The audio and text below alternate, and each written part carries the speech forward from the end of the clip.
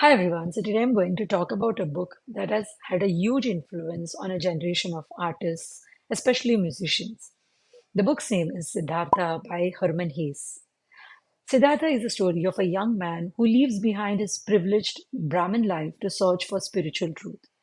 He explores every extreme: deep asceticism with monks, luxurious living in the material world, romantic and sensual love, but each phase leaves him unsatisfied. Ultimately, living beside a river with a simple ferryman, Siddhartha learns that enlightenment comes not from teachers, rituals, or wealth, but from listening to life itself.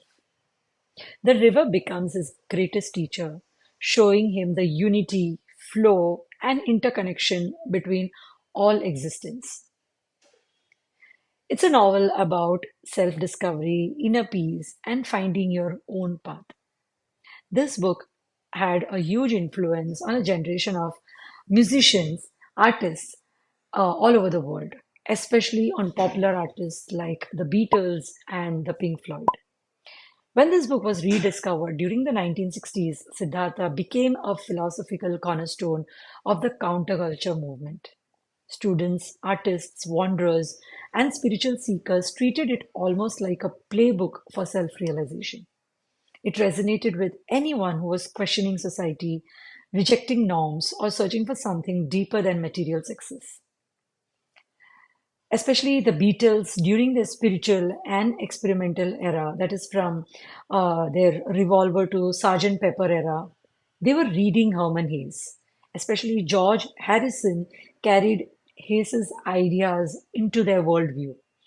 While they didn't directly adapt Siddhartha into any of their songs, its themes ran through their music: dissolving the ego, inner transformation, meditation as a path, rejecting external identities.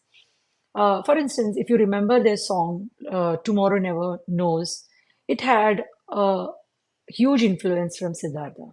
And also, we cannot forget their India period, which echoes the same spiritual ideas Hesse wrote about. Through them, millions of fans also picked up Siddhartha. The novel quietly traveled through pop culture because the world's biggest band was reading it.